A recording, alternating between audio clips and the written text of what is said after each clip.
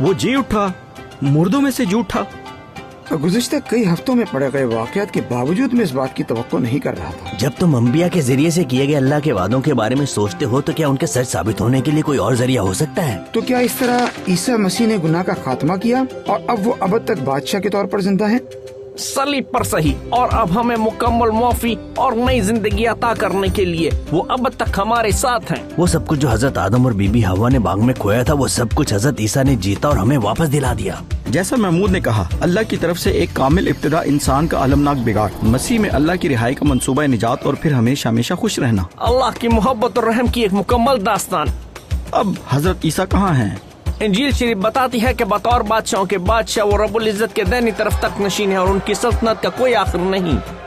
पूरी दुनिया में लोगों के दिलों में उनका रूह काम कर रहा है और अल्लाह के मंसूबे नजात पर यकीन दिलाने में उनकी रहनुमाई कर रहा है। लेकिन ये बात निहायत संजीदा है। मेरा मतलब है, मैं इसके बारे में लोगों से कैसे बात कर सकता हूँ? उन तमाम मुश्किलात को देखो जो हमारी तरह के गिरोह को शुरू करने के बाइस अब्दुल्ला और बिलाल पर आई। बतौर नजात दहिंदा हज़रत ईसा पर ईमान लाने से पहले मैं शायद पहला बंदा होता जो उनके साथ ऐसा सलूक करता, लेकिन अगर आप अब्दुल्ला और बिलाल से पूछें तो वो ये कहेंगे कि अल्लाह की मोहब्बत उनके दिलों में डाली गई है और हज़रत ईसा मसीह में उनकी नई जिंदगी काबिल कदर है।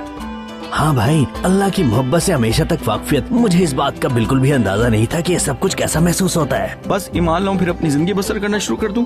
भाई, आपको अंदाजा भी नहीं कि आपके अंदर क्या होगा।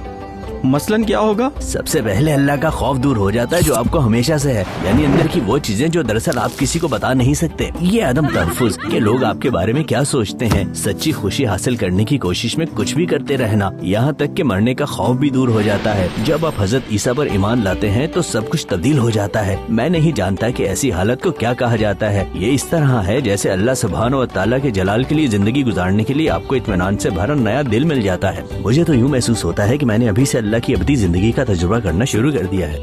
अल्हम्दुलिल्लाह मेरे दोस्त, तुम दुनिया को मुख्तलिफ अंदाज से देखना शुरू कर दोगे।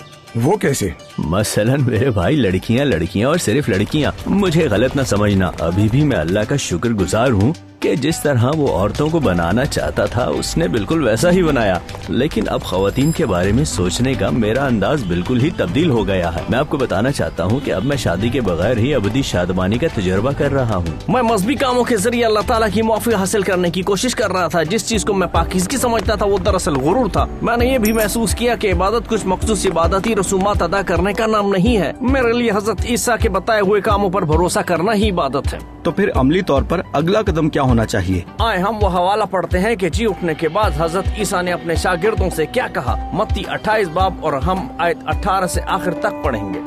फिर हजरत ईसा ने उनके पास आकर कहा, आसमान और जमीन का कुल इख्तियार मुझे दे दिया गया है, इसलिए जाओ तमाम कौमों को शागिर्द बनाकर उन्हें बाप, फर्जंद और रूह कुदस के नाम से बपतिस्मा दो और उन्हें ये सिखाओ कि वो उन तमाम अहकाम के मुताबिक जिंदगी गुजारें जो मैंने तुम्हें दिए हैं, और देखो मैं दुनिया के इख्तिताम तक हमेशा तुम्हारे साथ हूँ। पहली बात जो मैं यहाँ देख रहा हूँ वो ये है कि हजरत ईसा कह रहे हैं कि उनके पास तमाम ताकत और इख्तियार है, और तमाम वाकयात में मैंने ऐसा ही देखा है। क्या आप दोस्तों ने सुना कि कैसे मूसा के वालिद की बीमारी के लिए हमने हजरत ईसा के नाम से दुआ की और वो शिफा पा गए?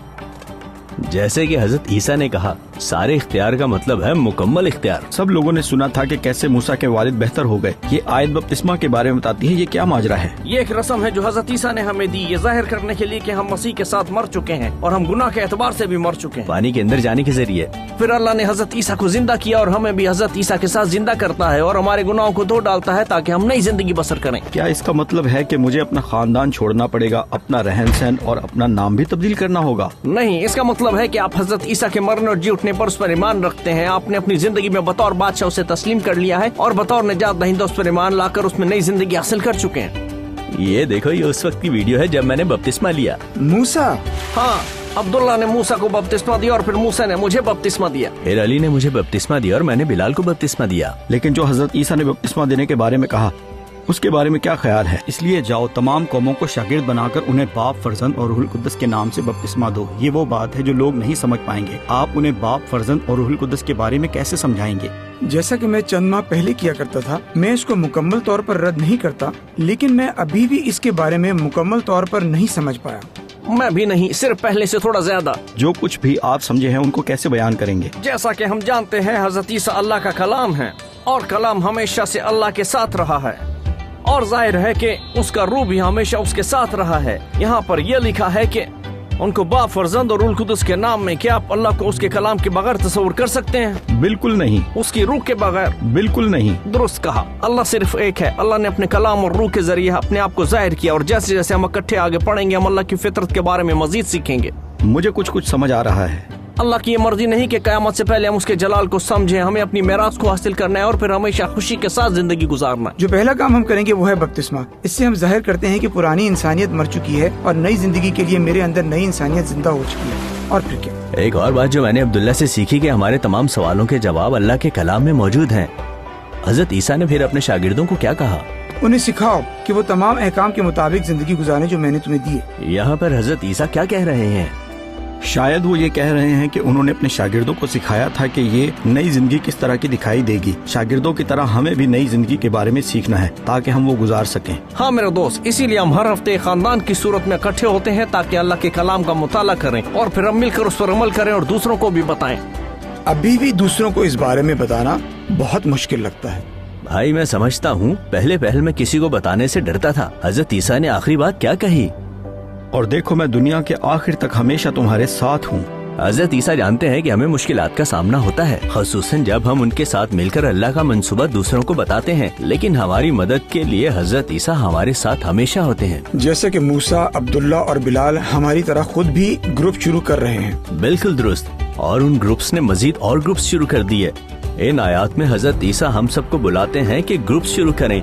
वो चाहते हैं कि हम सब लोग अल्लाह की मोहब्बत और मुकम्मल मुआफ़ी के मंसूबे को जान जाएं। अल्लाह का मंसूबा इस तरह से तरतीब दिया गया है कि हमारी जिंदगियों के वसीले से बहुत से और लोग भी इसमें शामिल हो सके और यही मोहब्बत का पैगाम है जिसके लिए हमें जिंदा भी रहना है और मरना भी है। कोई शख्स कहाँ से ऐसी जिंदगी बसर करने के लिए कुव्वत और इस्तिक़लाल हासिल कर सकता है? हजरत ईसा के वसीला से अब मैं अल्लाह के साथ अबद तक जिंदगी बसर करूँगा। इसके लिए अब मैं लोगों से मोहब्बत करने के लिए आज़ाद हूँ। हजरत ईसा का ये वादा है कि मैं हमेशा तुम्हारे साथ रहूंगा। उनका रूह हमारे अंदर बसता है और हमारे जरिए काम करता है। बिल्कुल सबको ये जानने की जरूरत है। एक दफा जब कोई ये जान जाता है कि हजरत ईसा कौन है तो लाजमन उससे ये फैसला करना होगा कि वो उनकी पैरवी करेगा कि नहीं। पैरवी करने का मतलब बतौर नजात दहिंदा हजरत ईसा को कबूल करना और उनको अपनी जिंदगी का बादशाह तस्लीम करना है। उनका इनकार करना अल्लाह के मंसूबे नजात और अबदी शादमानी का इनकार करना है।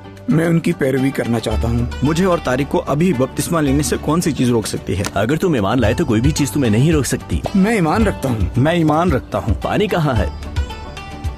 क्या तुम ईमान रखते हो और क्या तुम हजरत ईसा और अल्लाह के मंसूबे के बारे में मजीद जानने के ख्वाहिशमंद हो? अगर तुम्हारा जवाब हाँ है तो सिद्के दिल से ये दुआ करो, ऐ अल्लाह, हजरत ईसा मसीह के लिए तेरा शुक्र हो। मैं उनके बारे में मजीद जानना चाहता हूँ और ये भी कि उनकी पैरवी कैसे करूँ। आमीन।